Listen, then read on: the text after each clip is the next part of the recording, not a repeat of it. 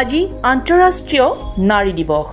নাৰী সমাজৰ সজাগতাৰ বাবে আজি মানৱ জাতিয়ে পালন কৰে নাৰী দিৱস।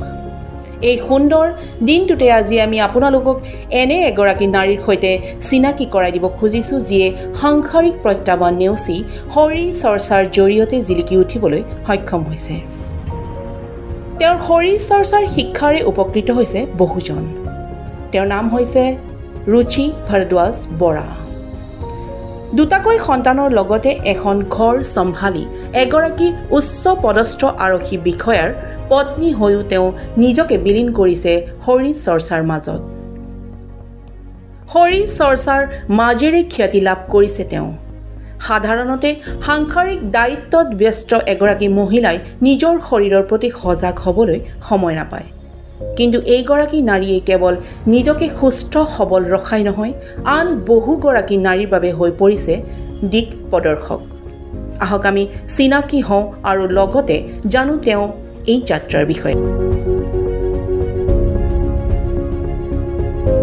আমাৰ অনুষ্ঠানলৈ স্বাগতম জনাইছোঁ আৰু আন্তঃৰাষ্ট্ৰীয় নাৰী দিৱস হিচাপে আপোনাক শুভেচ্ছা জ্ঞাপন কৰিছোঁ।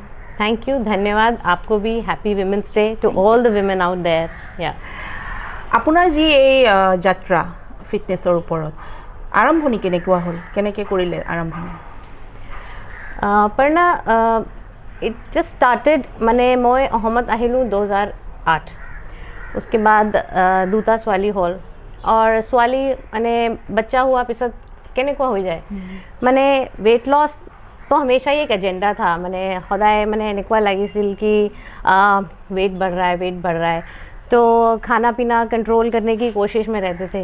तो जब दोनों बेटियां हो गई तार पिছত मैं घरते किबा किबि एनेই स्टार्ट करिलो, অকমান খোজকাঢ়িবলৈ ঘৰতে কিবা यूट्यूब चैनल चालू किबा माने वर्कआउट करिलो, এনেকে स्टार्ट करिलो। तो this was in 2016 it started घर से ही। तब हम थे सिलचर में, फिर धुबरी में आए। धुबरी में there was no proper gym, মানে ভাল জিম নাছিলে। তো মই ঘৰতে কিবাতে যোগাৰ কৰিলোঁ, সৰু সৰু ডাম্বল আনিলোঁ, এনেকৈ ঘৰতে ষ্টাৰ্ট কৰিলোঁ। তাৰপিছত गुवाहाटी आइलूँ, थोड़ा मैराथन रनिंग स्टार्ट किया। पहले तो 5 मिनट भी नहीं दौड़ पाती थी, फिर 5 मिनट से 10 मिनट ट्रेडमिल पे ही करते करते 5 किलोमीटर दौड़ा, 10 किलोमीटर, फिर हाफ मैराथन्स किए। फिर जब ये लॉकडाउन हुआ तब तो घर में ही थे, तब लगा फिर तो वर्कआउट और अच्छे से करना शुरू किया। तो लेकिन किया तब भी मैं एक अपना जो गोल था नहीं रीच कर पा रही थी, कि मुझे लगता था कि जैसा बॉडी मैं विजुअलाइज करती थी एटू मैंने নোৱাৰিছিলোঁ। तो तार पिছত मैं फिटर जॉइन करिলোঁ। फिटरत मैं माने एक्चुअल नॉलेज पाলোঁ दैट নিউট্ৰিশ্যন কিমান ইম্পৰ্টেণ্ট আছে মানে fitness May. Nutrition is very important. আগতে मैं কি কৰিছিলোঁ মানে वेट लॉस तो কৰিলোঁ, लेकिन वेट लॉस कैसे किया, खाना नहीं खा के। तो वो मेरे को समझ बाद में आया न्यूट्रिशन का, जब मैंने कोर्स किया कि food is very important, food is fuel. अभी जितना मेरे पास लेडीज़ आता है I tell all of them कि मैंने खाना खाब लगे, खाना एरिब नालागे, खाना खाले ही मैंने एनर्जी आइब वर्कआउट करिबले, नहीं तो कैसे चलेगा। So this is how it started and this understanding of nutrition has help me reach where I am today. अभी बहुत काम है और भी करने को and I am still on it. মানে মানুহ ভাবে যে ডাইটিং মানে আপুনি খোৱা বোৱা এৰি দিয়ক আৰু ফিটনেছৰ ওপৰত ধ্যান দিয়ক, সেইটো আপুনি মেছেজ দিয়া নাই বা আপুনি কোৰ্সটো পালে আপুনি একদম। মই আজিকালি মানে ময়ো এইটো সব ভুল কাম কৰিছোঁ। ৰাতি ৰুটি নাখাওঁ, ৰাতি ভাত নাখাওঁ, অকল বুট খাই শুই দিওঁ। তাৰপিছত তো কি হয়, ৰাতিপুৱা উঠিলেই ইমান ভোক লাগে, খং উঠে, চিৰচিৰাপন হয় আৰু এনাৰ্জি নাথাকে। হয় এক্সাৰসাইজ তো বাদ দিয়ক, काम करो, निजर काम কৰিবলৈ मन ना जाए ना, खाली पेट तो भगवान की पूजा भी नहीं होती, तो काम कैसे होगा। सो अब I eat well and I tell all the women कि खाना खाना है, 3 टाइम खाओ, बल्कि 5 टाइम खाओ, लेकिन हिसाब से खाओ। অকমান মানে प्रपोर्शन চাব লাগে और क्या खा रहे हो। कि जैसे खासकर विमेन हम ध्यान नहीं देते हैं कि प्रोटीन मिल रहा है कि नहीं। That is very important for any age group. এইটো এইটোৱে এই আপোনাৰ যিটো জাৰ্ণি ইয়াত প্ৰেৰণা কোনে দিলে আপোনাৰ মানে যে পালে ক'ৰ পৰা যে নাই ফিটনেছটোত ধ্যান দিব লাগে কোনোবাই আপোনাক কৈছিল নে আপুনি নিজেই মানে আপুনি ৰিয়েলাইজ কৰে যে নাই ফিট থাকিব লাগে কোনো কোৱা নাই কিন্তু কি আছিলে কি মই মানে সৰুৰ পৰা না একদম গোলু मोलू बच्चा आছিলোঁ हाँ एकदम मैंने जेनेके আজি आसूँ मैं এনেকুৱা नासिलो एकदम हमेशा ही वेट पुट ऑन हो जाता था जल्दी जल्दी कुछ भी खाने से तो हमेशा एक वेट लॉस स्ट्रगल था ही स्कूल से कॉलेज से तो फिर ये दिमाग में ही था फिर ऐसा भय आছিলে कि बच्चा हुआ पिছত तो मैं एकदम फुली जाम की करिम केनेके कम करिम तो तब डाइटिंग करके वेट कम कर लिया लेकिन तब स्ट्रेंथ नहीं था এতিয়া जी मैं वर्कआउट কৰিব পাৰিছোঁ মোৰ মানে ষ্ট্ৰেংথ ডেভেলপ হৈছে এইটো মই মেছেজ দিবলৈ বিচাৰিছিলোঁ মানে লেডিজকো কি don't try two be thin ক্ষীণাব নালাগে ষ্ট্ৰং হ'ব লাগে প্ৰেগনেঞ্চিৰ পিছত প্ৰায় আমি দেখিছোঁ মহিলাসকল মানে ভাগৰি যোৱাৰ নিচিনা হয় বা নিজৰ শৰীৰৰ ওপৰত ধ্যান নিদিয়ে কিছুমান শকত হৈ যায় বা কিছুমান ধৰক আপোনাৰ এনেকুৱা নিচিনা প্ৰব্লেম আহি যায় মানে ফেমিলিটো কিছুমান মানে কামবিলাক বেয়া হৈ যায় তাৰমানে কথাটো ক'ব বিচাৰিছোঁ তো তেনেকুৱাত আপুনি কি মেছেজ দিব বিচাৰে যে প্ৰেগনেঞ্চিৰ পিছত কেনেকৈ মানে নিজক ফিট কৰি ৰাখিব লাগে देखो पहले तो प्रेगनेंसी इटसेल्फ एक बहुत बड़ा चेंज है टू बिकम अ मदर माँ बना पिছত আপনার बॉडी किमान चेंज हो जाए यू नो तो पहले तो थोड़ा सा अपनी बॉडी को रिकवर करने के लिए टाइम देना बहुत ज़रूरी है लगे लगे अपनी वर्कआउट কৰিব নালাগে लगे लगे डाइटिंग কৰিব নালাগে মানে লাহে लाहे स्टार्ट কৰিব লাগে किमान मान दिन गैप्स दियार पिছত ये तो इट डिपेंड्स सिजेरियन वालों का डॉक्टर अलग बताएगा नॉर्मल बर्थ का अलग होता है लेकिन you will know 3 to 4 months at least चाहिए to recover the body fully and आपका यू विल नो कि हाँ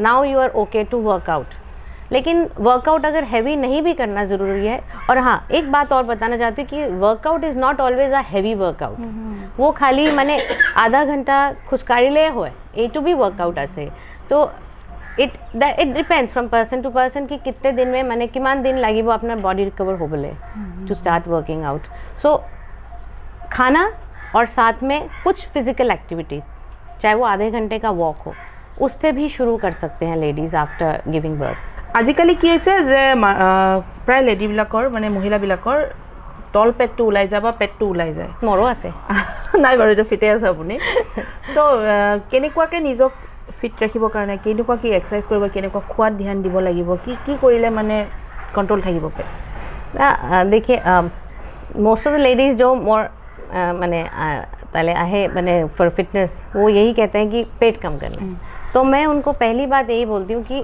खाली स्पॉट रिडक्शन नहीं हो सकता किसी को हाथ कम करना है किसी को पेट किसी को थाइज ये नहीं हो सकता तो जब हम एक क्वांटिफाइड न्यूट्रिशन लेते हैं उसमें क्या करते हैं कि हम सब खाना थोड़ा मेजर करके खाते हैं तो वो आपका पूरी बॉडी से फैट लॉस कराता है सो जब फैट लॉस होता है वो पूरी बॉडी से होता है आपका फेस से भी जाएगा पेट से भी जाएगा आर्म से लेग से सब जगह से जाएगा सो मैं यही बात अगेन फिर से कह रही हूँ कि खाली इस पे फोकस नहीं करना चाहिए लेडीज़ को कि पेट कम करना ओवरऑल फिटनेस देखें आप क्योंकि जब आप ओवरऑल फिट होंगे तो सारी बॉडी आपकी यू नो टोन्ड अप लगेगी और एक चीज़ और जैसे लेडीज़ को स्ट्रेंथ ट्रेनिंग से बहुत डर लगता है वेट्स नहीं उठाएंगे हम मैस्कुलिन हो जाएंगे मैं कर रही हूँ क्या मैं मैस्कुलिन लगती हूँ so I want to tell women out there कि please start weight lifting strength training ज़रूरी नहीं है वेट से ही हम बॉडी वेट से भी उस तरह की स्ट्रेंथ ट्रेनिंग कर सकते हैं जैसे स्क्वाट्स हैं लंजेस हैं पुशअप्स हैं हैवी वाले पुशअप्स नहीं करें तो वॉल पुशअप्स किए there is lot of exercises जो हम घर पे ही रह के कर सकते हैं और फिट हो सकते हैं जस्ट 30-40 मिनट्स अपने आप को दो इतना टाइम तो हम निकाल ही सकते हैं 1% दिन का अपने को देने के लिए আমি দেখিছোঁ প্ৰায় ফুড ছাপ্লিমেণ্ট লয় প্ৰটিন পাউডাৰ বা কিবা যিটো আপুনি কোৰ্চ কৰি আছে আপুনি কিবা ছাপ্লিমেণ্ট ইউজ কৰি আছে নে নিউট্ৰিশ্যন যিটো কোৰ্চ কৰি আছে सो देखो क्या होता है पर ना प्रोटीन वे प्रोटीन जो है ये कन्वीनियंस के लिए है अगर प्रोटीन की एक पर्टिकुलर अमाउंट हर एज ग्रुप को ज़रूर है लेना हम उस पर बहुत फोकस करते हैं तो अगर आपके डाइट से अगर आपके खाने से ही आपका प्रोटीन इंटेक पूरा हो जाता है जो रोज़ का घर का खाना है तो आपको सप्लीमेंट लेने का ज़रूरत नहीं पड़ता है जनरल पॉपुलेशन को नहीं ज़रूरत है तो मैं कभी लेती हूँ कभी नहीं लेती हूँ जैसे किसी दिन जल्दी है और मेरे को बाहर जाना है या मैं ट्रैवल कर रही हूँ, तब मैं अपना प्रोटीन पाउडर ले जाती हूँ, क्योंकि मुझे पता है वहाँ खाना पीना गड़बड़ होगा, वहाँ मुझे मेरे हिसाब का प्रोटीन मिलेगा कि नहीं, तो I carry my way protein. लेकिन ये नहीं है कि लेना ही है।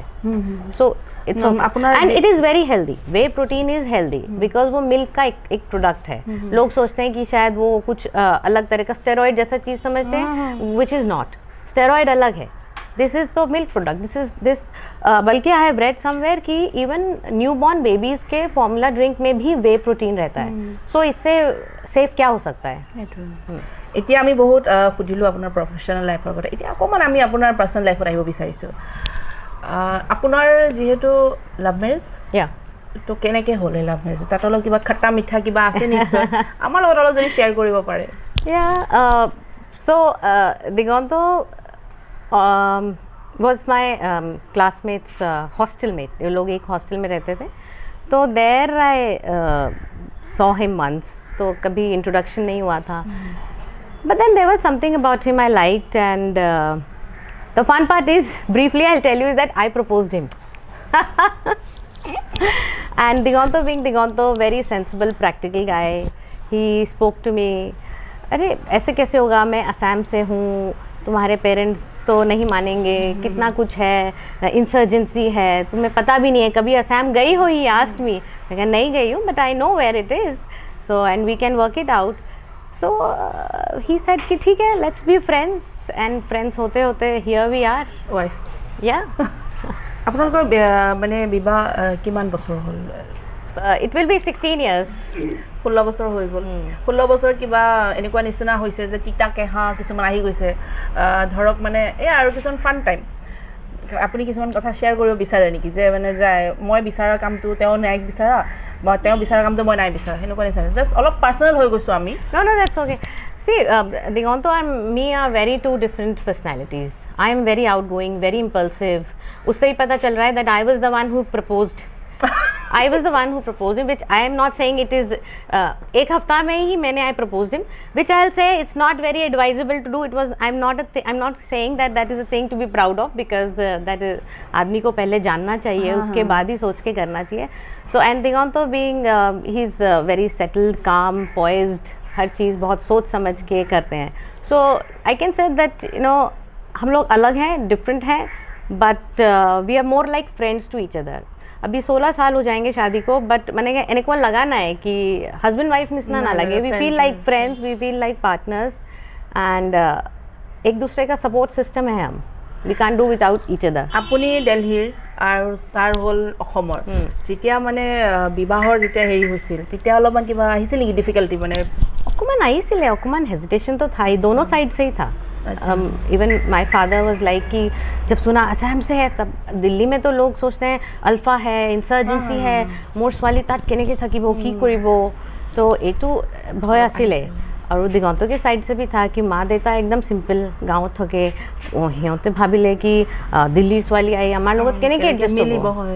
তাৰপিছত जब थोड़ा समझ आया, तब my parents came down and met दिगंतोस पेरेंट्स पूरा गांव में जाके, उनके साथ दाल भात सिंपल खाना खाया। Then both the sides were happy कि मिलिब पारे। हाँ, আৰু যেতিয়া বিয়া হৈছিলে তাৰপিছত মানে এটা इंसिडेंस याद आ रहा है कि गांव की जो ছোৱালী होती है ना, वो लड़की एक दिन आके बोली कि अरे মানে দিগন্ত को गांव में हुन কয়, हुन। तो আমি ভাবিছিলোঁ हुने तो दिल्ली পৰা ছোৱালী আনিছে, दिल्लीर ছোৱালী আমি ভাবিছিলোঁ মানে कि लंबी चौड़ी अच्छी खासी हट्टी कट्टी होगी। अरे ये तो छोटी सी निकली, ये तो हमार ছোৱালী নিচিনাই আছে एकदम। So this was one fun thing। তেখেত এজন পুলিচ বিষয়া, তো কেনেকুৱা কিবা অলপ ভয় চয় লাগিছিল নেকি ফাৰ্ষ্ট যেতিয়া মানে তেওঁ? शुरू में नहीं लगा था, क्योंकि पहले इनका काडर वो सिक्किम, फिर सिक्किम से जब चेंज होके वी केम टू असम, तब जब कुछ पोस्टिंग्स हुई, जैसे जब तिनसुकिया थे वहाँ पे लगता था, जब ये रात को जाते थे, कुछ किडनैपिंग केसेस हुए, कभी बॉम्बिंग हुआ, तब डर लगता था। फिर एक बार सिलचर में तो एक बार रायट सा हुआ था, वेयर इनको चोट भी लगा था। That night I can't forget, बहुत डर लगा था, भय तो लगे। দিল্লীৰ জীয়ৰী অসমৰ বোৱাৰী, বোৱাৰী হ'বৰ কাৰণে অসমীয়া ভাষাটো অলপ হ'লেও জানিব লাগিব, কেনেকৈ তাৰ মানে মেনেজ কৰিলে? तो जब ये हुआ कि अच्छा अब शादी होगी, তো মানে দিগন্তৰ মা আমাৰ কথাটো আগৰ পৰা জানিছিলে গম পাইছিলে তো माँ को कभी कभी इम्प्रेस करने के लिए हाउ माँ को इम्प्रेस तो कोई भी लगेगा ना तो फ़ोन पे बात करनी है अब फ़ोन पे कैसे बात करूँ कुछ भी नहीं आता था एसमीज में तो दिगंतों का एक दोस्त था दिल्ली यूनिवर्सिटी में ज्योतिर्मय उसके साथ रोज़ शाम को मैं एसमीज ट्यूशन लेती थी मैकडॉनल्ड्स में बैठ के दिल्ली यूनिवर्सिटी के और वो मुझे 5-6 लाइन सिखाया कि मैंने इतना हो जाए कि मैंने माँ লগত কথা পাতিব পাৰোঁ গম পাব লাগিব যে বোৱাৰী অসমীয়া জানে हाँ जाने तो माँ मैं फ़ोन करूँ मैं कहूँ माँ কি কৰি আছে ভাত খালে নে কি খালা শুলে নে ক'ত গৈছিলা ক্লাছ কৰিলে এনেকুৱা কিবাতে 5-6 লাইন মানে কথা পাতিব পাৰিছিলোঁ তেতিয়া তো এইটো মানে काफ़ी हेल्प কৰিলে মোক মানে এটা তো মায়েও ভাল পালে কি আচ্ছা ঠিক আছে লড়কি ছোৱালী ইয়াত এডজাষ্ট কৰিব পাৰিব তো যেতিয়া আহিল আপুনি বিয়া হ'ল বিয়া হোৱাৰ পিছত তো গাঁৱৰ মানুহবিলাক আহেই বোৱাৰী চাব আহে বা হেৰি কৰিব তো তেওঁলোকেতো কথা পাতে আপোনাৰ লগত তেতিয়া তেওঁলোকক তেতিয়া আপোনাৰ ফ্ৰেণ্ডে আপোনাক হেল্প কৰি দিছিল যে অসমীয়া 2 লাইন শিকাই দিছিল ইয়াত তেতিয়া তো মানে এটা দুটা মানে দিগন্তৰ কাজিন আছিলে সিহঁতে হিন্দী জানে तो वो लोग बेचारे ट्रांसलेट करते थे मेरे लिए तो एक बार जैसे वो नतुन बुआरी तामुल लेके जाती है ना कि को लगे तामुल खाओ मैं तो मैंने गाँव बुरा कोलू तामुल खुआक कोई बोला ভাল के আহিলে তাৰপিছত সব দিগন্তৰ কাজিন পিছফালে পৰে হাঁহি আছে বৌ কি ক'লা আপুনি যাকে পাহৰিলোঁ তেতিয়া এনেকৈ আছিলোঁ আৰু হেৰি মেখেলা চাদৰটো পিন্ধিব লাগে আমাৰ যিহেতু অসমীয়া হেৰি তো দিল্লীতটো सूट বা ঘাগৰা বা তেনেকুৱা নিচিনা ইয়াত মেখেলা চাদৰটো কোনে পিন্ধোৱা শিকালে আপোনাক সুধিছোঁ আৰু দেই অলপ কষ্ট পাইছিল নে মেখেলা চাদৰ हाँ शुरू में जब दिल्ली भेजा था एक नियम के हिसाब से मैंने दिगंतर माँ पठाइছিলে তেতিয়া তো নাজানিছিলোঁ প্লিটছ উল্টা চাইড শাড়ী নিচিনা লগাই দিলোঁ তাৰপিছত ইয়াত আহি পেলাই মানে গাঁৱত যে ছোৱালী আছিলে আৰু আমাৰ এটা বৌ আছে অঞ্জলি বৌ তেখেতে মোক শিকালে তাৰপিছত এতিয়া মই মানে মেখেলা চাদৰ পিন্ধিবলৈ বেছি ইজি পাওঁ শাড়ী ইজ মোৰ difficult any day I prefer mekhela chador over sari this days মানে এতিয়া মানে পাৰফেক্ট হৈ গৈছে একদম অসমীয়া বোৱাৰী আৰু এতিয়া কোনোই নোৱাৰে আৰু সব ফালৰ পৰা মানে মানুহ সোশ্যাল মিডিয়াত খুদে এইটো আপুনি কি পিন্ধিছে তেতিয়া মই একদম প্ৰাইডত কওঁ এইটো আমাৰ অসমৰ মানে ট্ৰেডিশনেল ড্ৰেছ হয় মেখেলা চাদৰ হয় গৌৰৱ কৰি পোৱা যায় আৰু গৌৰৱ কৰোঁ এটা মানে ইয়াত আহি ভালে লাগিছে মানে Assamese people are very simple and ये वो simplicity है जो सबको छू जाती है बाहर के लोगों को my parents are very simple दिगंतो's parents are very simple मतलब देखो तो ना क्या तो जब वो मिले थे तो शायद दोनों को एक दूसरे की सिंप्लिसिटी ही साथ लेके आई and that's what it is চাহ অসমৰ স্পেশাল চাহ তো দিল্লীটো চাহটো আছিল তে অসমৰ যিটো টেষ্ট দিল্লীত আপুনি অলপ আগত আমাক ক'লে যে মা আহিছিল লাল চাহ দিছিল তো কি চাহ এইটো মানে গাখীৰ নাছিল নেকি হয় তেনেকুৱা নিচিনা এটা কিবা এটা হৈছিল তেতিয়া মানে মোৰ মা দেউতা প্ৰথমবাৰ আহিছে তেতিয়া মানে সিহঁত মা দেউতা दिगंतो के मामा जी वो भी नहीं है अभी उनके घर रुके थे तेजपुर में तो जब चाय दिया तो लाल चाह दिले और एटू मैं कथा कैसो आमार ब्याह हुई 2006 तो समझिए 2005 का बात है तब दिल्ली में इतना ये ब्लैक टी और ग्रीन टी का चलन नहीं था तो माँ देता देख लिया अरे एटू की पानी निचिना चाह दिसे गाखीर নাই নেকি সিহঁতৰ ঘৰত और हमारे ताले तो गाखीर घी दूध माने मैं ओरिजिनली फ्रॉम हरियाणा নহ'লে মানুহ লাগে কি কিবাতে প্ৰব্লেম আছে ঘৰত ফাইনান্সিয়ালি তো দে ৱাজ স্কেয়াৰ্ড फिर तथापि इহঁতে খাই দিলে একো কোৱা নাই কেনেকৈ ক'ব ছোৱালীৰ মা দেউতা ক'বও নোৱাৰে ল'ৰা হ'লে ক'ব পৰা গ'ল মানে ये तो चलेगा ही आप जितना भी कहे पेट्रियार्कल सोसाइटी है मेल डोमिनेशन नहीं जाता है रहेगा I don't know I hope it goes on women empowerment day women's day I wish this balance comes in our society anyhow तो खैर वो चाय फिर उस दिन पी ली लेकिन वो उनको समझ आया और उन्होंने एसमीज खाना भी देखा अब ऐसा हो गया है कि मोर माँ देता लाल चाह खूब ভাল पाए प्रथम चाह रातिपुৱা সিহঁতে লাল চাহ ही खाए सो अभी दोनों साइड मिली গৈছে দিল্লীৰ খোৱাটো বেলেগ আছিল স্পাইচি বা মছলা তছলা কিন্তু অসমতো খোৱাটো হেৰি তো ফাৰ্ষ্ট টাইম আহি পেলাই এডজাষ্ট হৈছিল নে আপোনাৰ খোৱাটো खाना सिंपल है लेकिन मुझे यहाँ का स्पेशलिटी सबसे ज़्यादा पिटिका आलू पिटिका हो आलू कोनी पिटिका हो और रंगालाव हो और मासर पिटिका भी तो करे हाँ तो ये तो मैंने अब ये खाना अच्छा लगता है लाइक अगर दिल्ली से मेरे को कहते हैं सोल फूड क्या है पूछते हैं तो मैं कहती हूँ राजमा चावल है तो अभी अगर अहमद को कोनबा खुदे तो मोर सोल फूड इज दाल भात एंड आलू पिटिका, आलू कणी पिटिका, আলু কণী পিটিকা। এয়া ৰুচিৰ দুই কন্যা আমাৰ লগত উপস্থিত আছে, तीस्ता एंड निकिता। निकिता। सो आपके आने से जस्ट पहले आई कॉल माई मदर, तो उनको बताया कि ऐसे ऐसे मैंने मोर इंटरव्यू आसे আজি फिटनेस रिलेटेड, तो मार मैंने माँ एकदम खूब ভাল पाइसे, मैंने she was very happy and she was praising me and actually she has, my family and especially my mom has been a great support and a source of motivation for me because मैंने उनको भी देखा है weight loss का struggle. तो वो भी कभी अलग अलग इंस्टीट्यूट डाइट्स करते थे, फालतू का डाइट्स करते थे जिनसे वेट लॉस होता था फिर वापस आ जाता था। तो ये स्ट्रगल चल रहा था हमेशा से ही और मेरे साथ भी, तो शायद कहीं ना कहीं मेरे को ये चीज़ मोटिवेट की कि ये इसकी एक अंडरस्टैंडिंग लानी है कि कैसे हम हेल्दी तरीके से वेट लॉस कर सकते हैं, फैट लॉस कर सकते हैं। तो my mom has been a great support like my rest of my family. So yeah তো কোৰ্চটো যদি আমাৰ পাব্লিকে বা আমাৰ যিখিনি উমেন্স মহিলাসকলে কৰিব বিচাৰে তো আপোনাক কণ্টেক্ট কৰিলে বা আপোনাৰ ফেচবুকত আপোনাৰ লিংকটো দি মানে কৰিলে बिल्कुल दे पाऊंगी। मैंने INFS से किया है, institute of nutrition and fitness science, and it's a very good diploma course that I have done in nutrition and fitness. So उससे I have gained lot of knowledge and understanding of it and I am able to guide other people and not just women but men also. I have men client also, male clients also. মানে যোনে তোনে যেনেকৈ তেনেকৈ মানে হেৰিটো কৰি লয় যে fitness থাকিব লাগে, জিম কৰে, কিবা কৰে, আকৌ মাজত এৰি দিয়ে। তো যেনেকৈ আপুনি কোर्स কৰিলে तो कोर्स हिसाब से गले बहुत खिनी नॉलेज बेसिके पोआ जाए। हाँ, क्योंकि इसमें नाउ आई हैव अंडरस्टूड कि जो वेट लॉस होता है लोगों का वापस आ जाता है जैसे ही वो डाइटिंग या जिमिंग छोड़ते हैं। तो द थिंग इज़ कि इसको सस्टेनेबल कैसे बनाया जाए। तो जो मेरे क्लाइंट्स होते हैं उनको मैं खाली I don't give them the diet charts कि आप ये खा लो हो जाएगा, ये वर्कआउट करो। मैं उनको एक्सप्लेन करती हूँ कि ये जो खाना दिया गया है, ये इतना कैलोरीज दिया है, why I have given it to you, what is the reason, what is the science behind it. So we you know at specially at Fittr what we have been taught at INFS कि it has to be done in a scientific way. जैसे हम ये नहीं कहेंगे आप एक कटोरी चावल खाओ, एक कटोरी दाल खाओ। वो एक कटोरी किसी का इतना बड़ा भी हो सकता है और एक कटोरी किसी का छोटा भी हो सकता है।